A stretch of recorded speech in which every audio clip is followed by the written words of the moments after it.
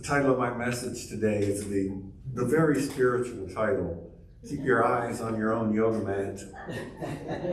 And I said before I was going to talk about Tai Chi, and here's what I meant. So when Andy started offering Tai Chi here, I came and took that, and I really liked it a lot. It really spoke to me. I'm curious to see where it's all going, but it was like a light went on. It's a kind of, it's a way for me that it connects with the meditation that we do, the breath oriented, the anchoring, the centering, but it's embodied.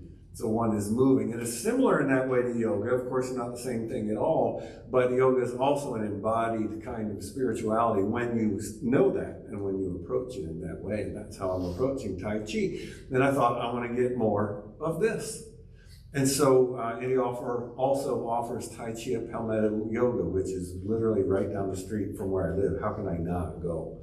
So I started hanging around the yoga studio. Now Heather's been going there for a very long time. She's been doing yoga for decades. I've never done anything. I always told her I don't want to go and someone's constantly telling me what to do. Like, do this, now release your arms to this, and then do that. That just seemed like it would be frustrating.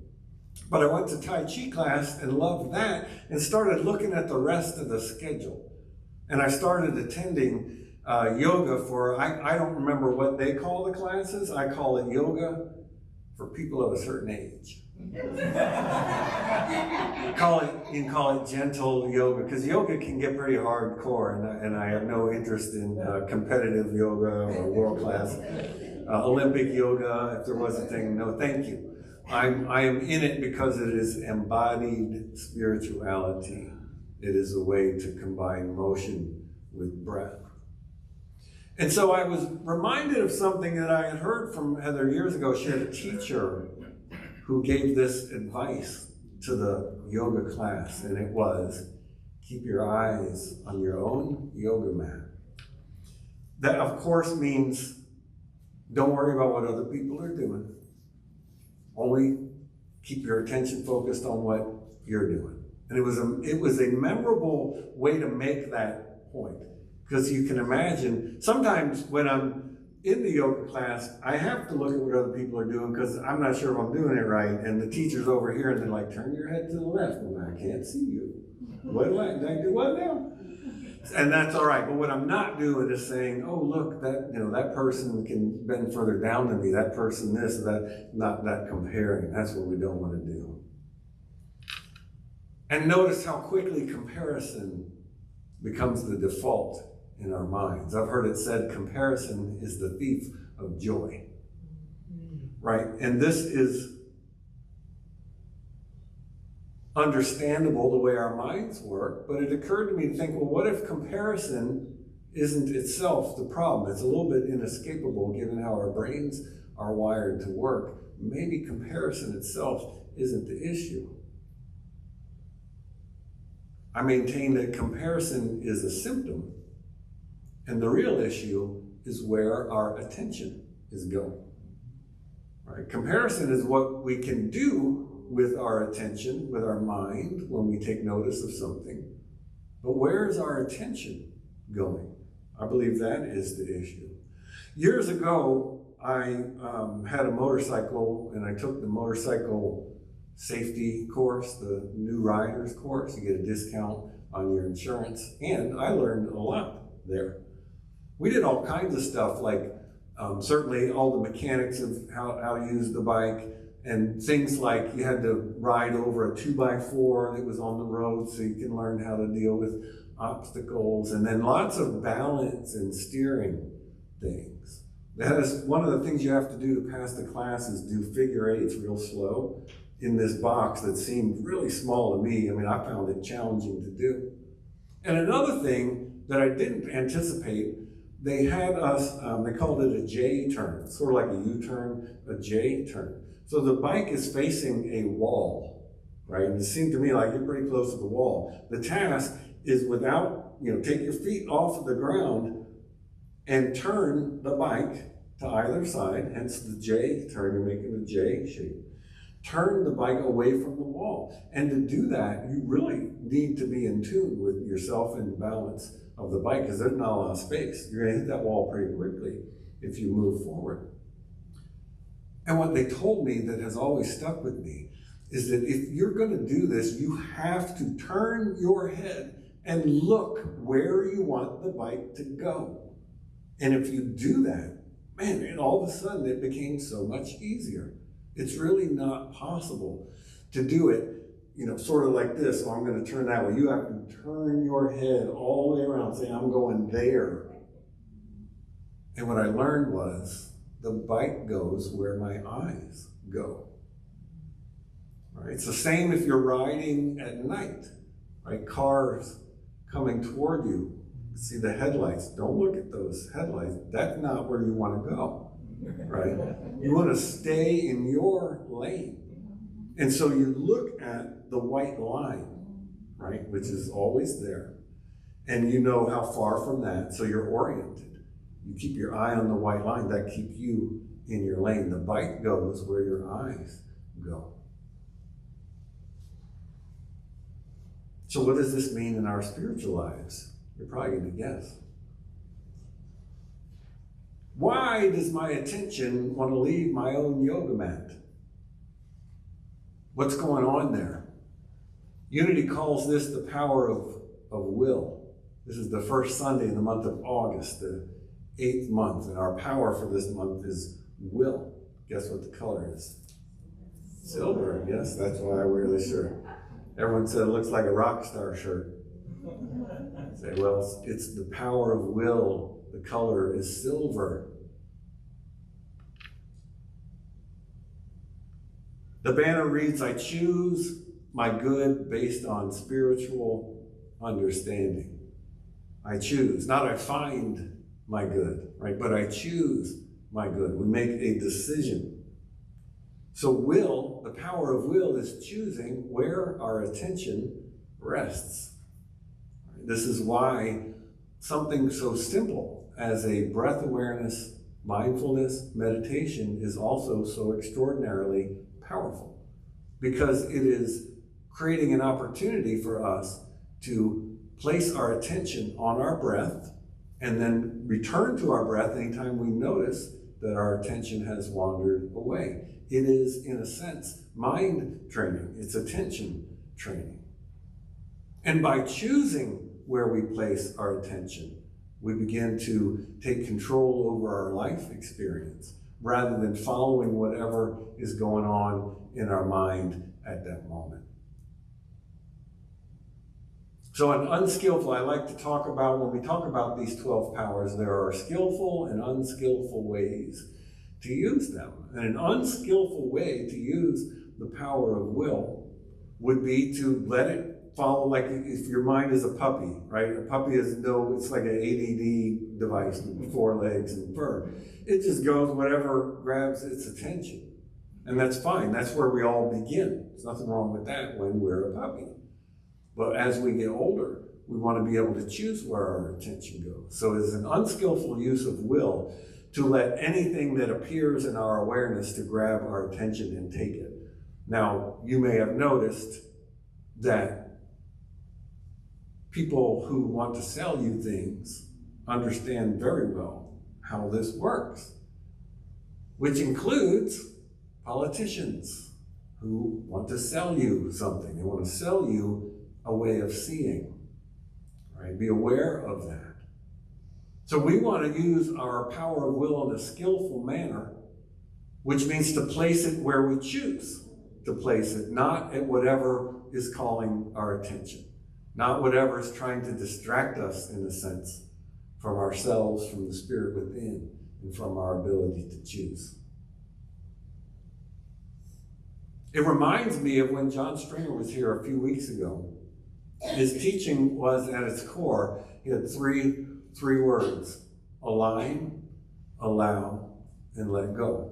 He's very much pointing at this same concept. What he means by align is bring your awareness to the presence of the Spirit within you.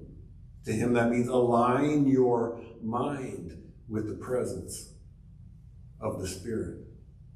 Allow means to sort of let go of whatever it is. Allow whatever is there for you to receive to come through. And then the let go part is let go of a judgment that you might want to attach to it. And if you were at the workshop, we had to practice that, right? And it wasn't that easy. In the workshop, we all wrote a song together. And John discerned a melody and he would just kind of hum syllables, but each of us had to provide the actual words for it in our instructions for how you're going to provide the words for the next piece was to align, allow, and let go. It's another way of saying get out of your own way, right? Let it arise from within you without attaching judgment to it, and just let it out, and whatever that is, that's what happens. And that's what we did. So attention feeds our minds, right? Especially our imaginations. Our attention acts like a spotlight, right? It's like a filter. It is, in a sense, fuel for the creative mind. Whatever you are placing your attention on, that is what you're bringing into your awareness. That, in a sense, is what you're feeding your mind, right? Be aware of what you're feeding yourself. What are you choosing to take in? And we're feeding our imagination, right, with our attention, with our awareness. Our imagination does what? It writes stories. It creates narratives. That's the way our brain works. That's what it's supposed to do, right, to keep us safe in this world. That's how we can distinguish what is safe from what's unsafe. We're in this odd position now in the year 2026 of having a world with technology that's incredible. We can literally see anything that's happening anywhere in the world in real time. Our brains were not made for that, right? We have the same basic functioning mind that we did 20,000 years ago, right? Our minds are made for keeping us safe when we're living outside. Right, so imagine we have a thing in human psychology, we're oriented towards novelty. Right, now why is that? Well, if you live outside, you know what the safe plants are and what plants you don't eat. You know which animals are safe and which animals are dangerous. Right, if you hear a sound you've never heard before, that better get your attention. Because are we okay? What's happening? Is that safe? Is that not safe? So it's understandable the way that our minds work, because that's the way that they had to work to keep us alive. Now, in a sense, all that stuff can get in our way, right? Hence, we have practices like mindfulness. So let me bring my mind back to right here and right now. Forget about what this person's trying to sell me, what that politician's saying. They're trying to turn me against this group or that group or whatever is going on. Let me get my mind, let me get my head where my feet are, right here and right now. Because these stories that our imagination writes, that becomes our life. That is our life experience, is the stories that we write. That's how important our attention is, and the power of will. Where we place our attention is what feeds our minds, including our imagination. It's what writes the stories that we carry. The stories that we carry, that's our life experience. So where your mind goes, your life goes. Where your attention goes, your life goes. I've quoted the author Alan Moore before. I saw a video, it was kind of a class, where he was teaching writing. And the guy, I didn't know who the guy was. I've heard of the things that he's written. He's written Watchmen and some other wildly successful kind of graphic novels like that. And he has a wonderful imagination, and he's a real character too, just the way that he looks and the way that he talks. And he said, he was talking about imagination. He said, imagination is the most priceless gold that you could ever mine. But don't get caught in a cave-in in the pit.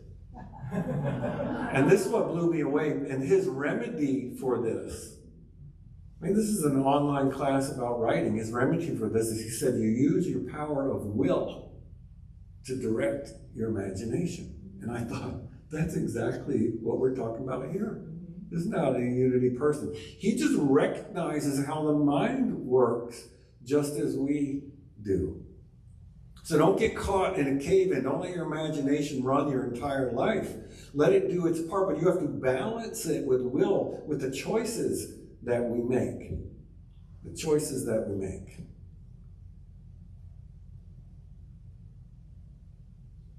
The power of will basically decides which stories receive my attention.